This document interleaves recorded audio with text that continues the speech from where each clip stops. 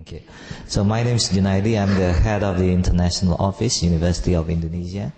But at the same time, I'm wearing another hat as the chair of ASEAN Credit Transfer System in AUN. In these presentations, I'll be focusing on the student mobility program in our university and why we get involved with AUN-ACTS and the benefits that we have.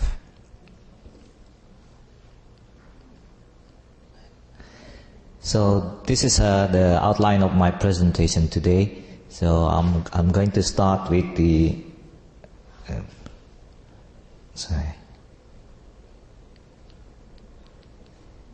the current Indonesia context, and then our strategy, and then about the ACTS and how it works and how it benefits our students. So first, allow me to show you the current Indonesia context and why we are doing the internationalizations to prepare the global leaders as well as for the Indonesia. And this report is from McKinsey Global Institute in 2012 to outline the Indonesia profile. Currently, we are in the 16th largest economy in the world with 45 million members of the consuming class. 53% of the population in cities, producing 74% of GDP, 55 million skilled workers in the economy, and this is the point that why we need to do student mobility and so on. And then the market opportunity in consumer service, fishery, resource and education, particularly education, is 0.5 trillion. By 2030, it's expected that we will be 7th largest economy in the world with 135 million members of the consuming class. 71% of the population will be in the cities, producing 86% of GDP, and expected to have 113 million skilled workers in the Indonesian economy. And the market opportunity would be 1.8 trillion USD. So, what's the role of the university in that context and in the Indonesian potential? So the University of Indonesia, as one of the oldest university, we have stated the visions that we would like to be a research university in order to empower people and improve the quality of life for the Indonesians, particularly, but in general to the society at large at the region. So this is Indonesia, population of 250 million, and then this is the ASEAN. In total, ASEAN comprises of 650 million. And then Indonesia area comprises of 17,000 islands with 1,728 ethnic groups, 742 languages, one national language. So we are working in this context. This shows the partners that we have, but I'm going to focus on the ASEAN later on. So very quick fact file about the university. It was founded in 1849. And then this is show you the rank according to the QS, and then we have 49,436 students in 14 faculties. We are considered top university in the country with very high competitions to enter the university. Currently we have 12,000, close to 13,000 research students. The internationalization effort is ongoing. Currently we have 700 international students. One way to do this is to provide courses in English. Currently there are about 600 courses delivered in English. We are members of 16 international associations, and then student exchange are still low, and that's the challenge that we need to increase. And then currently we have 104 partners. This shows you the strategy that we have to internationalize, and this is the role of our office.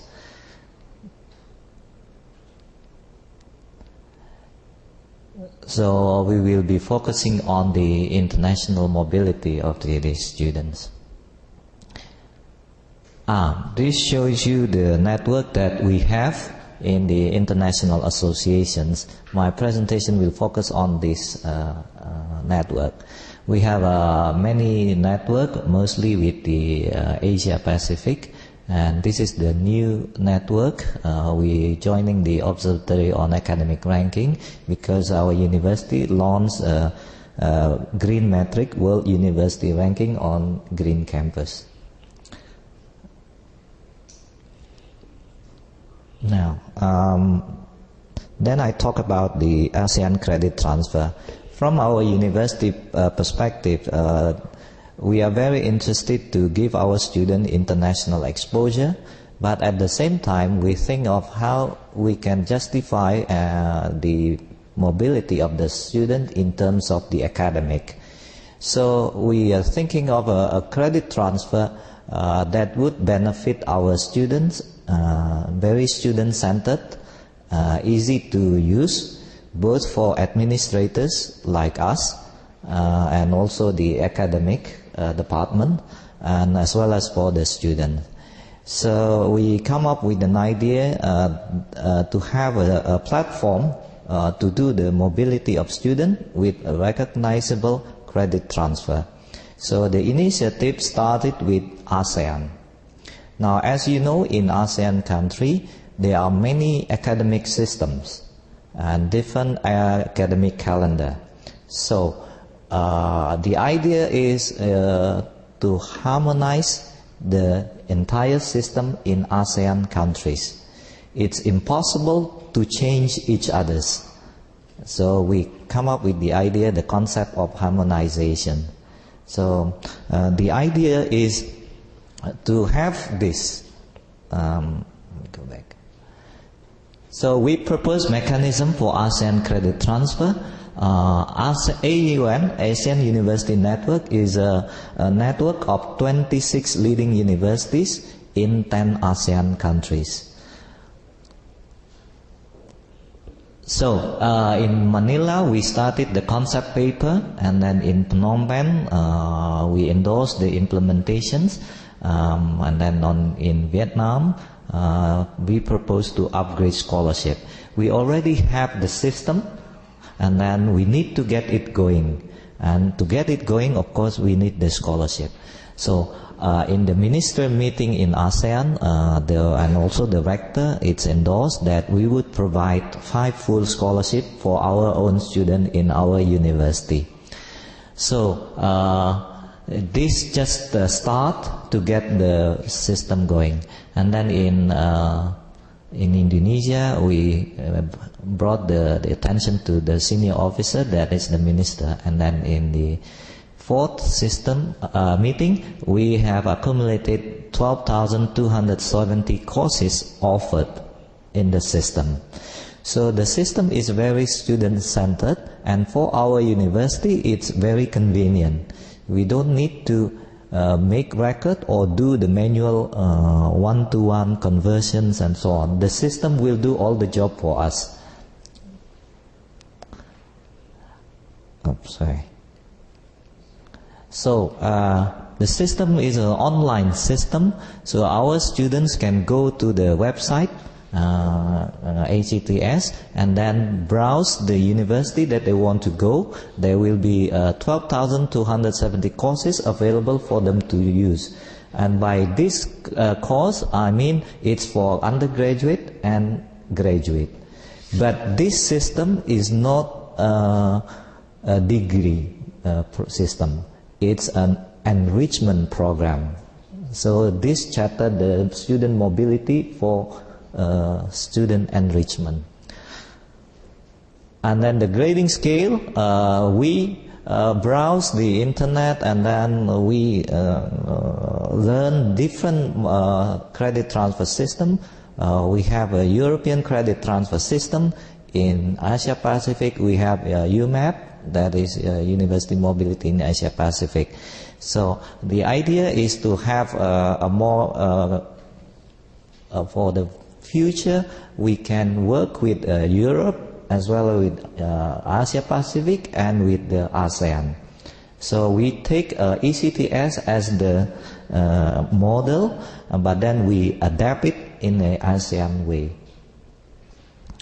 So next slide will show you the difficulties or the challenges that we have to harmonize this.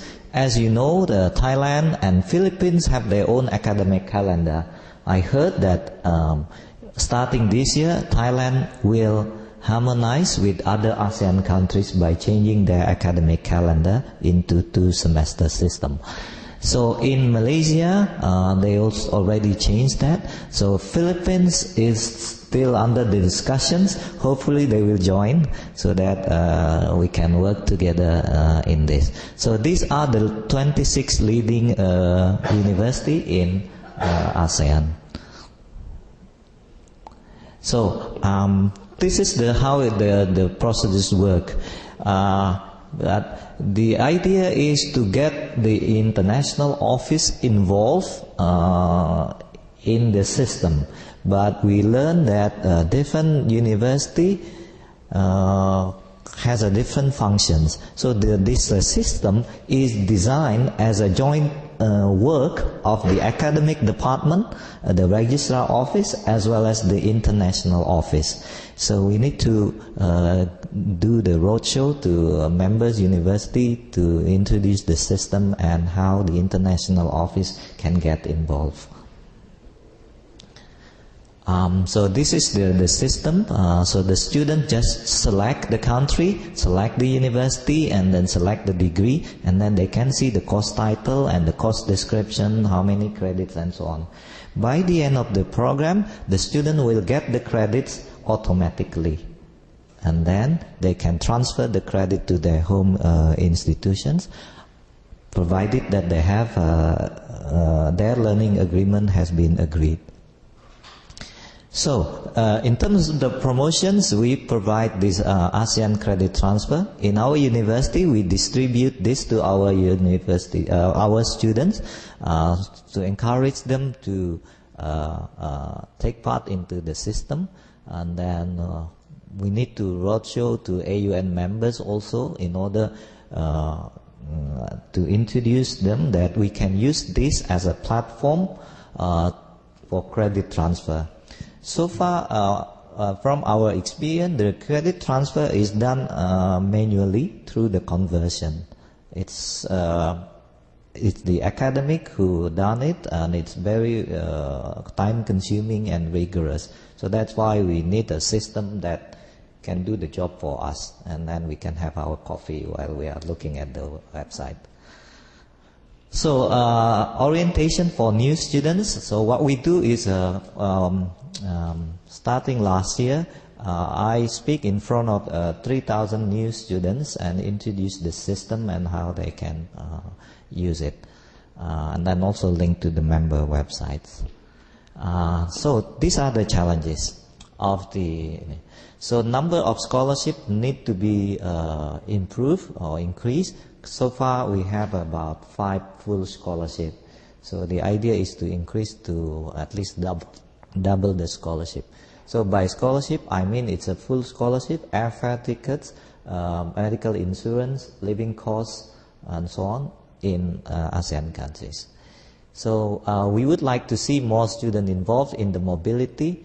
So I think this platform is very useful for us because 26 leading universities have adopted this, at least in ASEAN. So we recognize each other quality and the credit and the learning outcome as well. And then this is another challenge, is how to fully implement the ACTS. In our university, we have an online academic system where all the courses are online with all the informations. So we need to encourage the faculty to input the courses that they would like to offer to other students in the region. And I think that is the challenge. And then also expansions of the partner university. Currently, We have a Global 30 project, so the Japanese, 13 I think, Japanese university would like to join the system. And currently we are going to do another project with European Union. We're going to harmonize European credit transfer system with ASEAN credit transfer system.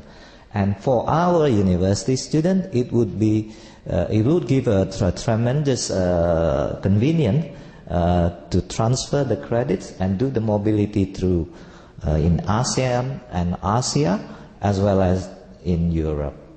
So that will conclude my presentation. Thank you very much.